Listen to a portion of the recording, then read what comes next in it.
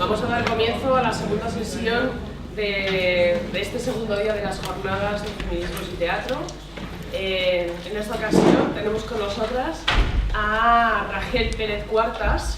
Ella es la directora de la sección Judalevi de Estudios en Jardíes en el Instituto Universitario Miguel de Cervantes de la Universidad de Alcalá, donde dirige y enseña programas de estudios sobre el mundo judío-español, de traducción, de estudios de género y de estudios de conversos. Es la fundadora y la directora de Ulpan Hebreo Sefarad, la escuela de hebreo presencial y online. Además, es directora de la base de datos EMET, Hebrew Medieval Translation, en la Universidad de Alcalá de Henares, que se ocupa de versiones judías de la cuentística medieval y de otras traducciones hebreas. Obtuvo sus grados de licenciatura y de máster en literatura comparativa, literatura hebrea y estudios hispánicos por la Universidad Hebrea de Jerusalén, donde inició su camino de investigación sobre la representación femenina en la literatura hebrea medieval de la península ibérica, con la que ganó varios premios. Es doctora en Ciencias de las Religiones por la Universidad Complutense de Madrid y fue asociada postdoctoral en la Universidad Hebrea de Jerusalén. Dedicó su tesis doctoral y su tesina, ambas cum laude, a la mujer en la narrativa breve hebrea y romance del Bajo Medievo español, y publicó numerosos artículos sobre aspectos ideológicos, sociales y religiosos de esta narrativa. Hoy nos va a hablar de mujeres travestidas, caballeras, damas y esas otras del siglo XIII. Muchas gracias. Muchas gracias a Ana por estar aquí, por esta invitación. Siendo un público muy fiel a esta institución, para mí es un honor, después de 20 años, homenajear, y voy a intentar referir a cada uno y uno de los departamentos.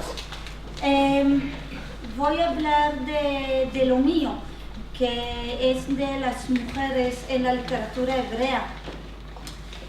Mujeres que no tienen nunca su propia voz, como veremos ahora, sino que tendremos que rescatar esta voz a través de la voz de los hombres.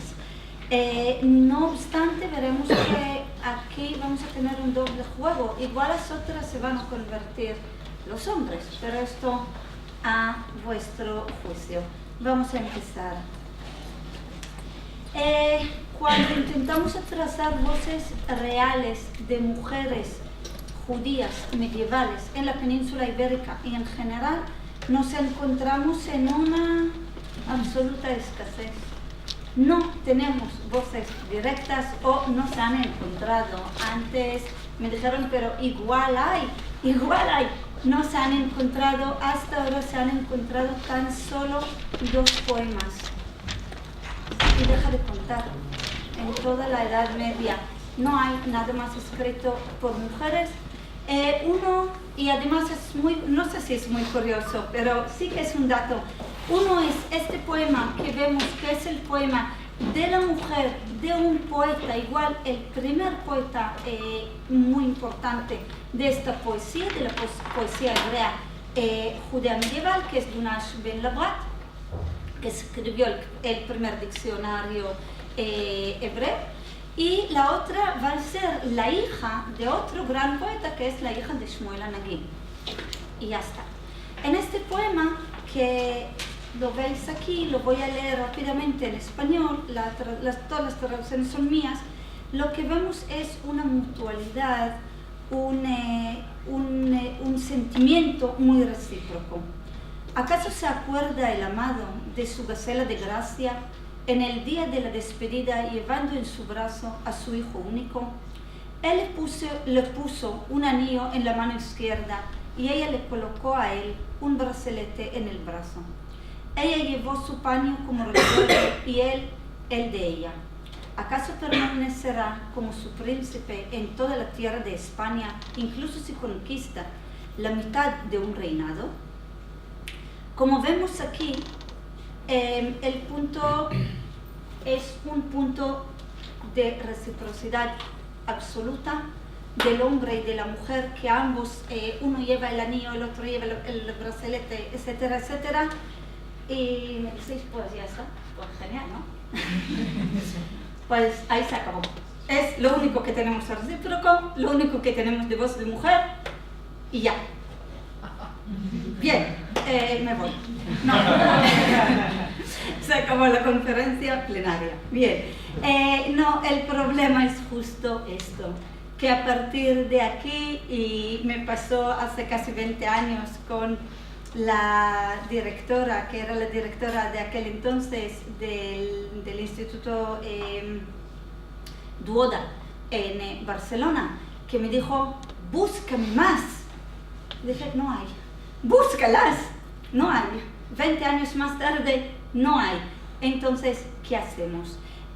Las únicas fuentes que tenemos de mujeres son en las cartas que mujeres a través de un escribano masculino escribían a rabinos masculinos, hombres también, y lo que tenemos es realmente un doble reflejo masculino, ¿vale?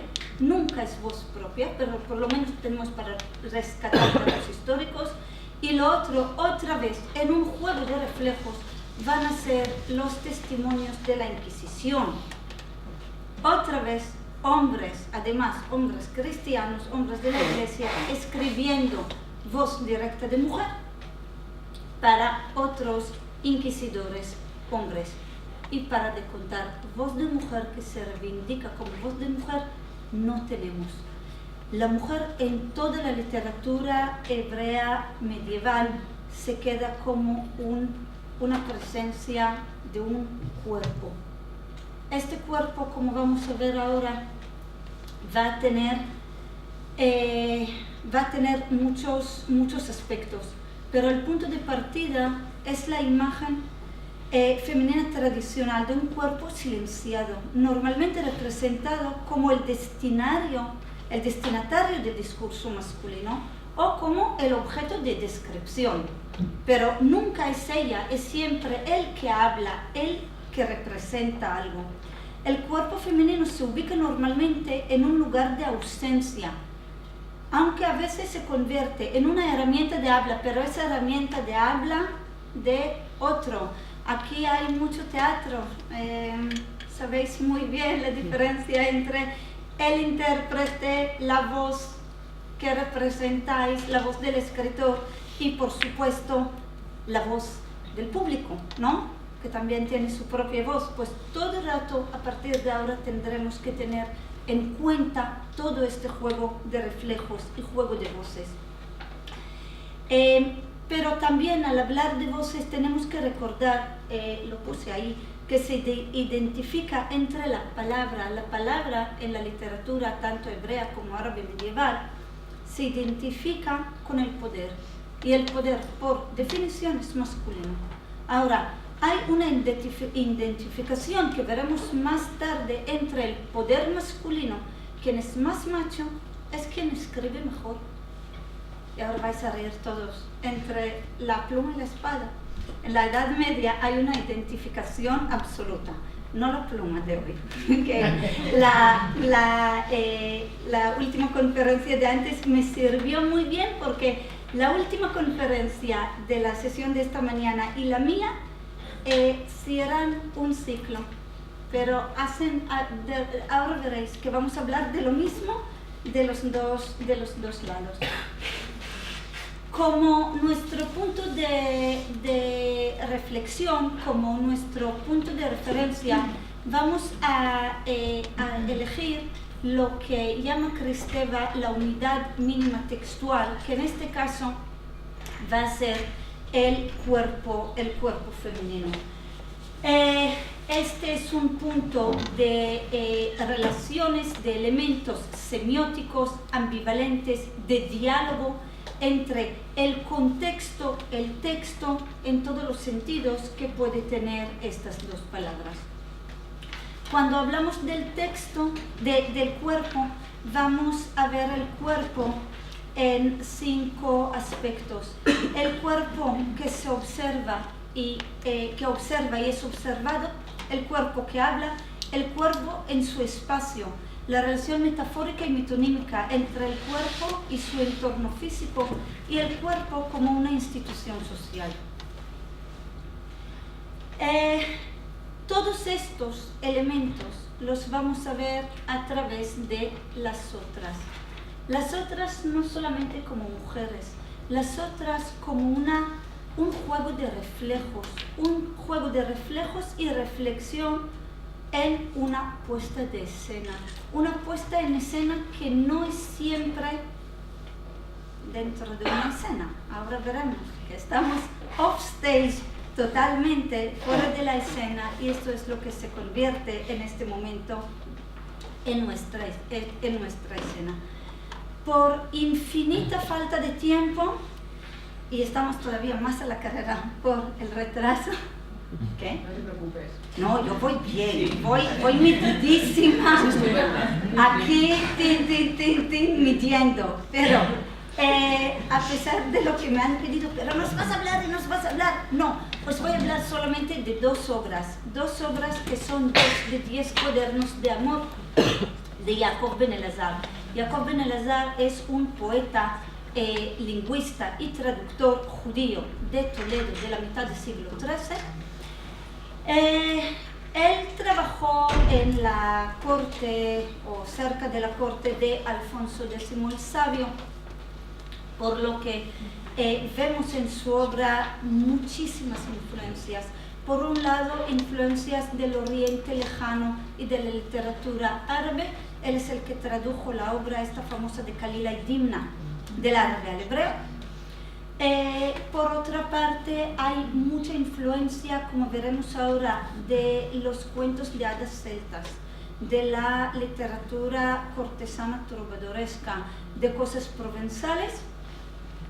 Y por último, él tenía mucha influencia de lo más cercano a él, que era tanto la gramática, la filosofía y la literatura árabe, y por supuesto la literatura judía, tanto el legado bíblico, legado rabínico y por supuesto el legado medieval, que es precioso.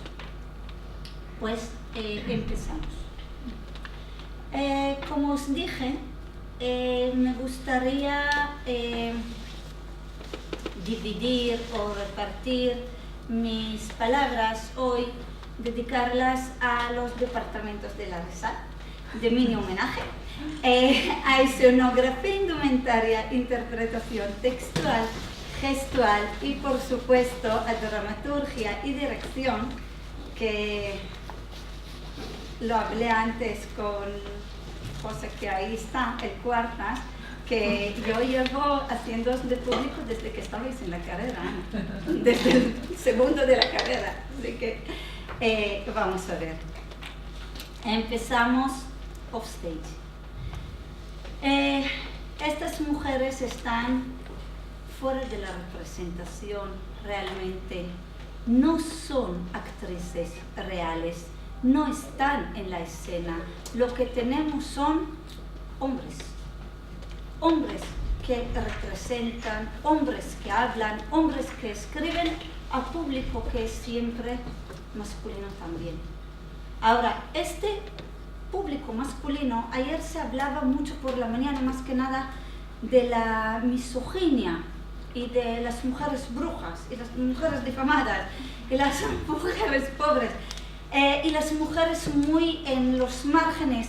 Y sí, este aspecto existe. También existe el otro aspecto, que es el aspecto de María, siempre se habla de esto, Eva Ave de Ave María y Eva la lasciva, la lujuriosa. Y no se habla de todas las brechas, las mujeres que están entre estos dos polos binarios. En los años 90, finales de los 90, una investigadora muy importante de los estudios de género, que se apellida Burns, con U, intentó romper este pensamiento binario, este pensamiento de difamada elevada. Por una razón con la que yo estoy muy de acuerdo, que es que si seguimos siempre dentro de un modelo binario, de un modelo de blanco y negro, realmente siempre reivindicamos el estado tan marginal y marginado de la mujer.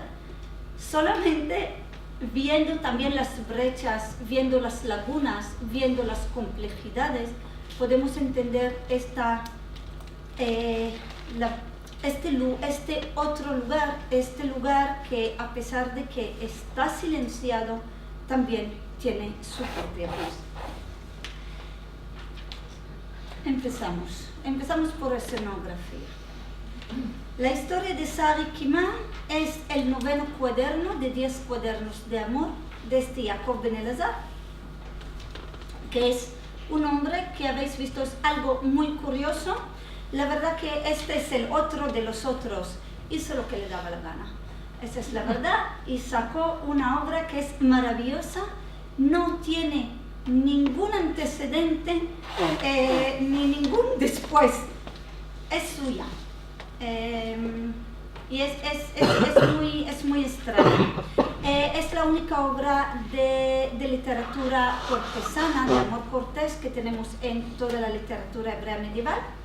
Y el 9º cuaderno es esta historia de Sari Kimá, que aquí está parte del equipo que ahora lo vamos a publicar en breve, traducido al español. La historia de Sari Kimá es una historia de amor cortés muy normal. Un tal príncipe que se llama Sar huye por una discusión. Sar significa en hebreo luna. Él huye de la casa de sus padres por una discusión con su padre y va en el mar. El barco se inunde, todos se mueren y él llega a la playa de un sitio que se llama Aram Tzova, un sitio imaginario. Llega a la costa, da gracias a Dios por estar vivo y canta ahí una rima, su poesía, su verso, que en este momento, en este palacio, vamos a decir que será cogido de internet, le ven muchas mujeres, se asombran de su belleza, de su manera de versar y de cantar, y cada una llama a la siguiente: mira, mira, este que está ahí abajo. Y al final de todo es de mira, mira, y viene una más, y una más es muy paródico. Llega Kimá. Kimá en hebreo, Pleiades en hebreo, es la princesa. Le ve a él la ve a ella está en el alto de la muralla, él está ahí abajo, se enamoran de un modo magnífico, y en este momento viene la madre y ahí las criadas le dicen: nena, aquí, al palacio, ¿qué te estás liando? Bien, y la llevan. Sara está con el corazón roto, roto de amor, y quiere conquistar a su Pleiades. Y ahí empezamos con una historia en la que vamos a ver cómo este palacio, con todo lo que lleva, se convierte en una metáfora, en una metonimia totalmente de la mujer, de la amada. Él tiene que pasar por pruebas. Lo que pasa es que en lugar de ser pruebas de dragones, son pruebas de telones. Los telones, os dije, os he prometido homenaje a la risa. Son telones, yo creo que son más bien telones así, de cámaras, ¿vale? Porque él va penetrando en el palacio, cada vez más y más y más adentro. ¿Vamos a entender la metáfora, mujer? Bien, y sobre cada telón está escrito un poema que lo hace, supuestamente la voz que se refleja es la voz de ella. Es Kimá que escribe estos poemas. Y cada vez que él descifra el poema, puede cruzar el telón y pasar más adentro. Hasta que llega a la cámara de ella, y en este momento que llega a la cámara de ella le dice: no está. Nada, bésame en la mano. Él la besa en la mano y dice: todo esto para besarte la mano, mira. Me dejas decepcionado. Se enfada mucho, sí, pero tal cual. Además dice la obra que se enfada, se enoja. Dice, perdón, pero todo esto, ¿para qué? Y él dice, no, mira, aquí nobleza. Esta es la costumbre aquí. ¿Quieres más? Lo tienes que sudar. Ahora ven conmigo. Y le lleva, sí, es que es divertido, y le lleva a su palacio. Ahora, recordamos que este zar ya sufrió un postrauma porque una vez ya se ha ahogado en el mar, ¿verdad? Y ahora ella le lleva a un palacio que es todo cristal, arriba, abajo y las paredes, y como en tubitos, debajo de todo, alrededor y arriba, fluye agua. El pobre zar dice, ¡ahoy! El mar que me ha intentado ahogar una vez, ahora vuelve. Ella ya ha cruzado. Ella le dice, ve, va cruzando. Ella sabe muy bien. El pobre zar se pone histérico, se desnuda por completo, se echa al suelo y empieza a hacer, que me ahogo. Vale, y él dice, ya, te ha valido. Vístete suficiente, que aquí no pasa nada. Ahora, me decís, ¿y todo esto qué es? Lo que tenemos aquí es un diálogo intertextual muy bonito y un reflejo magnífico de los miedos, de los temores del encuentro con la sexualidad femenina. Tenemos aquí varias influencias. La influencia de la historia de Flores y Blancaflor, o Fleur y Blanchefleur, que aquí hay muchos franceses. Hoy tenemos por nada afrancesada. La historia de Sarah Kima parece mucho más a la versión francesa, paréntesis, de Fleur y Blanchefleur. Tenemos influencia de los cuentos de hadas de origen celta, donde hay que cruzar un río, donde hay un puente encima de un río, donde la mujer está, después de cruzar este agua. En la historia de Flores y Blancaflor, lo que tenemos es un manantial en el palacio de Emir, que se vuelve, el Emir tiene 1000 doncellas, creo, secuestradas ahí, algo así, y tiene un manantial con agua muy mágica, que el agua se vuelve roja cuando la mujer que pasa al lado no es virgen. ¿Ok? Bien. Wow. Ok. En los cuentos de hadas tenemos ahí también este miedo de la sexualidad femenina, este carácter acuático y de flujo, y para mí la fuente que más ha influido aquí es la tradición judeo-árabe de la historia del encuentro del rey Salomón con la reina de Saba. La reina de Saba, no sé si la conocéis, pero era una mujer, perdón por hablar mal, pero con un par de muy grandes, ¿vale? Era una mujer muy grande. Es una mujer con muchísimo poder, es una mujer con muchísimo poder culto, militar, y es la única que en su sabiduría consigue superar a Salomón, al rey Salomón, que supuestamente era el hombre más sabio en la tierra en este momento. Salomón mismo le tiene más que respeto, le tiene algo de miedo, y cuando ella viene a su palacio, la leyenda dice, o una de las tradiciones dice, que él colocó un cristal encima del agua, encima de un río, como un puente de cristal, y en el momento que ella pisa, se ve sus piernas peludísimas. Y dice la leyenda que son peludas como piernas de una diablista. Y esto nos habla del carácter, no solamente diabólico de esta sabia, sino del miedo masculino, de este poder femenino, del poder intelectual femenino, pero también de la sexualidad femenina, porque luego, ahí hay una relación muy estrecha entre el rey Salomón y la reina de Saba, ¿vale? Y este primer encuentro, que ella cuando se levanta la falda se ven sus piernas muy peludas, es aquí hay gato encerrado, ¿vale? Y esto es lo que tenemos aquí dentro de nuestro encuentro, dentro de estos miedos, de estos reflejos.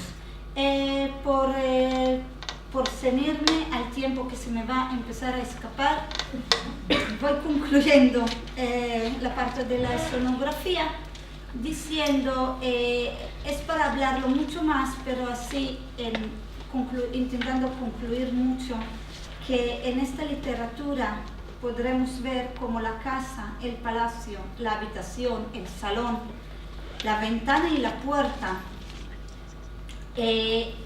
también el entorno exterior a veces, sirven no solamente de un escenario real, sino que también de una metáfora y de una metonimia de los encuentros entre hombres y mujeres.